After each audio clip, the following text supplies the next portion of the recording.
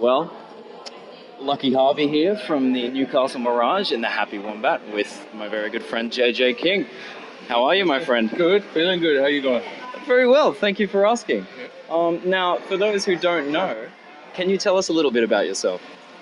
Okay, I'm a human, male, born in Ireland, Yes.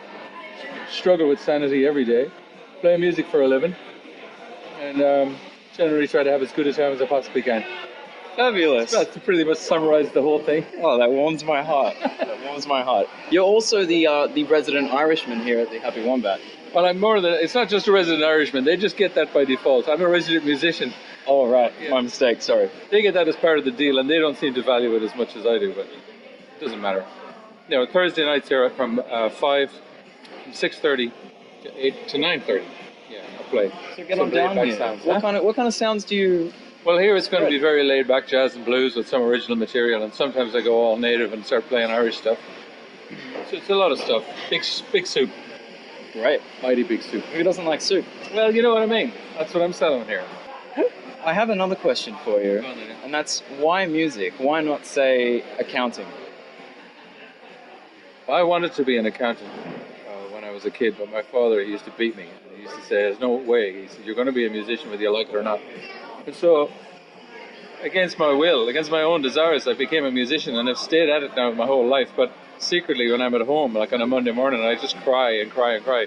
Grief that I didn't follow accountancy, you know, and be in that office, you know, with the secure knowledge that my wages were going to be there for the next 40 years, and the guy across the desk from me, he was going to be there too, looking right back. I guess there is some comfort in that. Do you think it's too late to aspire to the accounting To reach for my dreams? Yeah. I think it might be. I think it might be. I think my life's now just a throwaway, ridiculous farce. Oh my. Not that I'm bitter. Well, you seem pretty Online, joyous. you know, I go online, there's like chat rooms for, so you wanted to be an accountant is the title of one of them. And I go on there and I talk to people in my own, we meet up in car parks in the dark and do each other's sums. That's amazing. Isn't technology great at bringing you and your ilk together? To a car park. Which testicle hangs lower? The one in the middle. Oh.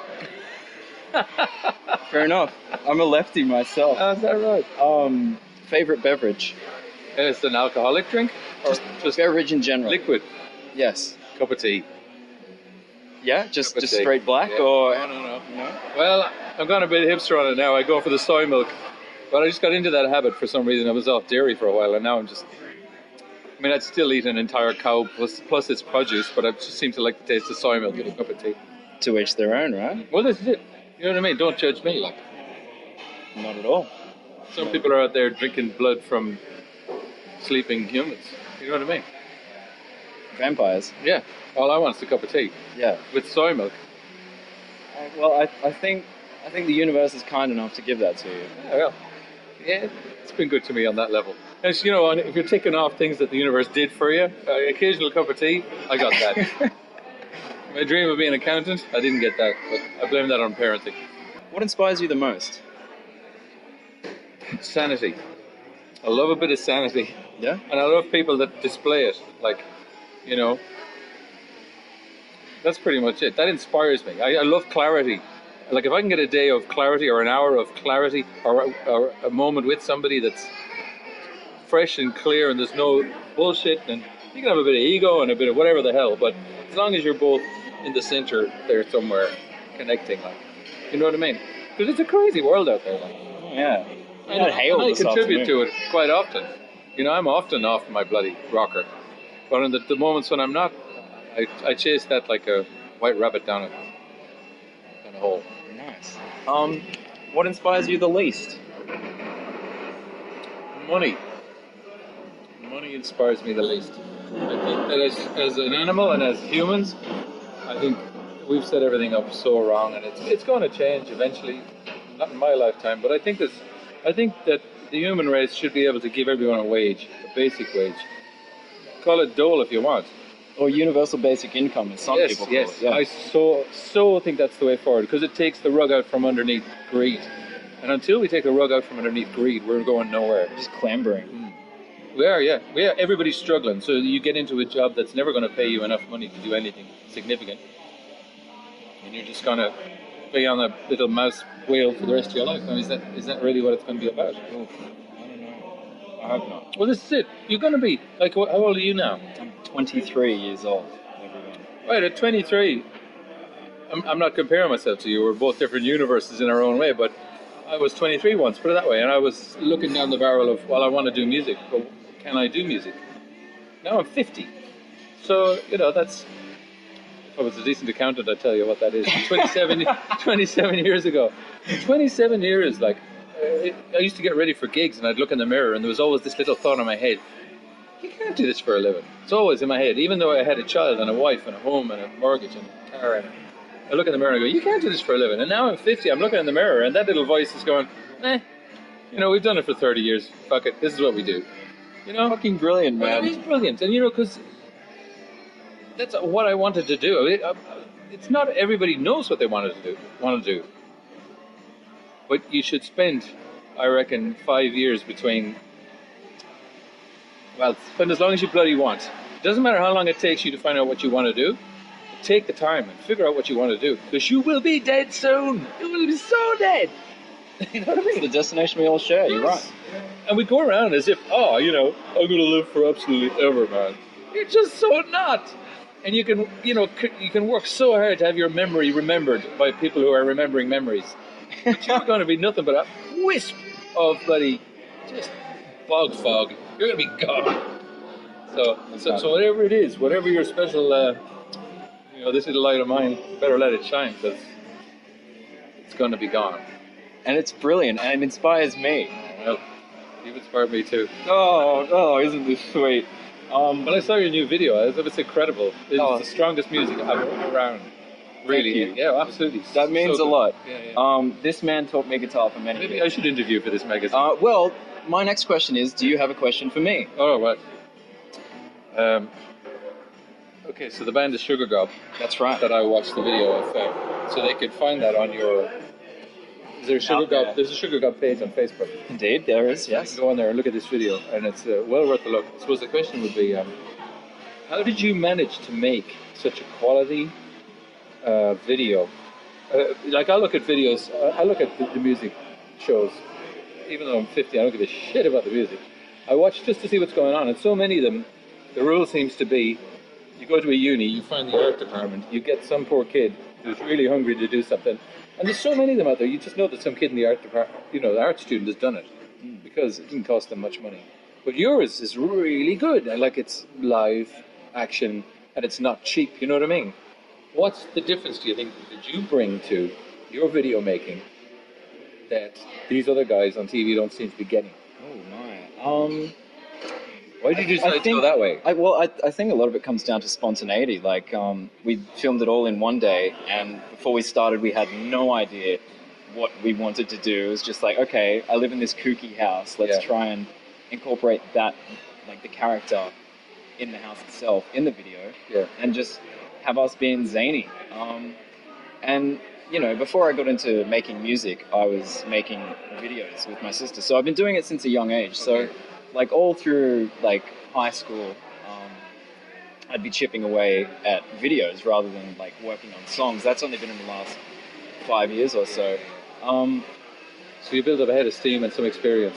I suppose that's it, yeah. And there's no rush. And a wise man once told me the devil's in the details. So I take great joy in getting right into the nitty-gritty of the editing process. Right. And well, it's been worth it. It's a very personable video. You feel like you're getting to know the band. You feel like you're present to humans that are actually celebrating art. And so many of the videos, you can see it's construed and they're not comfortable with it. But you just seem to create something that's, it's good. That's it. Should be on TV. Thank you. I'd sell out. Well, maybe TV. Who knows? Well, okay, I'll take that on board. But I'm hoping TV goes the way of the dodo. It seems like it is. Okay. But I appreciate your appreciation. It's so good. No, it is. Thank you. Yeah. Thank you. Can't wait for the next one. Oh boy. Yeah, there'll be another one. You got a joke? Have I got a joke? I have a lot of jokes, but as inappropriate for human consumption, I don't know if I have any clean ones. Oh my God. Well, that's all right. You don't have, you can say no. No, I'll think about it. Go and pump on to some other questions. Okay, all right. What do you like about Newcastle?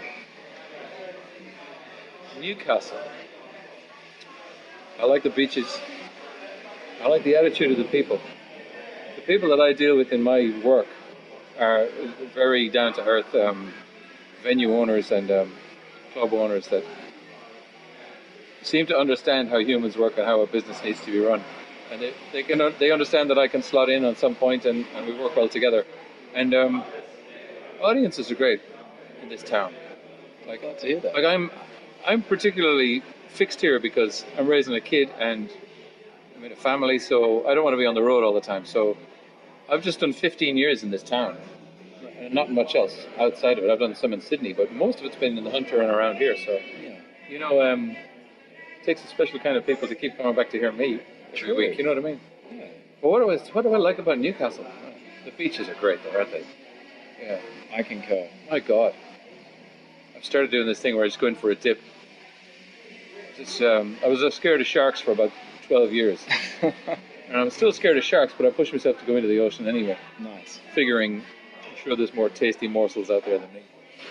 Maybe one day I won't be so lucky, but I've been okay for now. Yeah, great. Oh, I was scared of the ocean for a while, but And just a shout out to any sharks that are watching. I don't mean no disrespect, you know what I mean? It's your turf and all, but true that. I'll be coming back. Try and stop him. Do you have any advice to aspiring young creatives? Aspiring young creative. Wow, God almighty, I don't know. There is no rules. There are no rules to this game.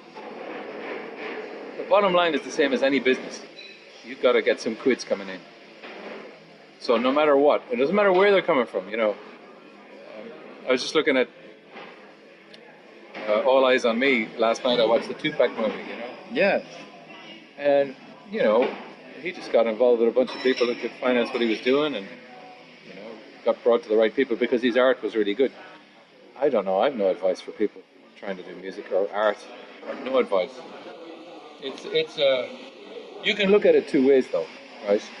You can look at it the way most people look at it and think it's an insecure way of life and it doesn't provide most people what most people want. Or you can look at it the other way. You've got one life, you can make it work for yourself, and if you can make it work for yourself, then you've lived the life you wanted to live. Because not everybody is designed to be an artist.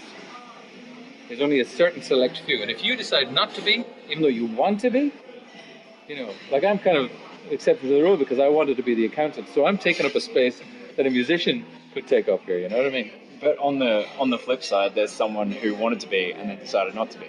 So does that balance that out? Maybe there's an accountant out there who just wants to be a blues player. Yeah. You know, there's so many books and so much information and so many courses you can do. So much information on YouTube. So many. I'll tell you what, one thing. Okay, one piece of advice.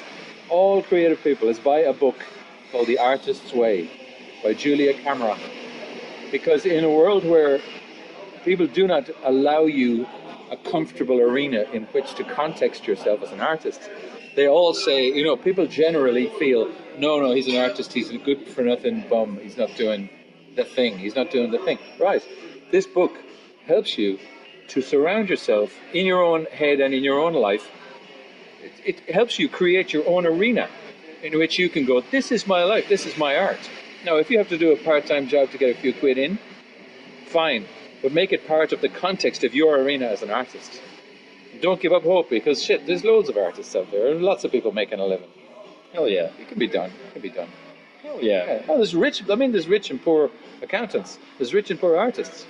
And rich doesn't necessarily mean no money. Monetary wealth. But if we are talking about just basic shekels, you do need a few shells, clams. It certainly helps, yeah. So, if you're doing what you love, you really don't care if you're making $1 billion or you're making 100,000. You know, it doesn't matter. You can get up in the morning and stretch and go, I'm looking forward to doing what I do today. And if you have to do some part-time work, we'll do it. But the artist's way, that's my advice. Thank you kindly. Shut up about that question. I'm happy with what you've given me. Beyond happy, actually. I'm very grateful. Right. Is there something you're grateful for right now? In my life or in art? Just generally. I'm grateful for health. Every day I wake up and I'm just, last thing I want on earth is bloody rheumatism. And I try to eat the right stuff and keep myself well oiled. Yeah, but I'm grateful for health. Absolute perfect health. Great. Love it. So many people out there in hospital beds looking up at the ceiling and they can't do what I do. They can't get out of bed. They can't come out and live a life. It's tough. And I think about people in hospital a lot. Well said. That's a good way of... It's a good way of putting things in perspective. If you think you're having a tough day, if you can walk outside the front door and take a breath of air on your own, walk on your own two legs, take a breath of air with your own lungs, see things with your own eyes and feel, you know what I mean? You're done. That's it. You're done. You're cooked. Pretty amazing. It's a great day. Fuck yeah. Well, JJ, it has been a pleasure. Thanks, Lucky. Thank you very much for your time. Thanks for the interview. All right. See you out there, wherever that is. Yeah. Wherever it's going to be. Cool. That's great. Yeah, fantastic. I think we rock. I think we do rock. Pour a cup of tea.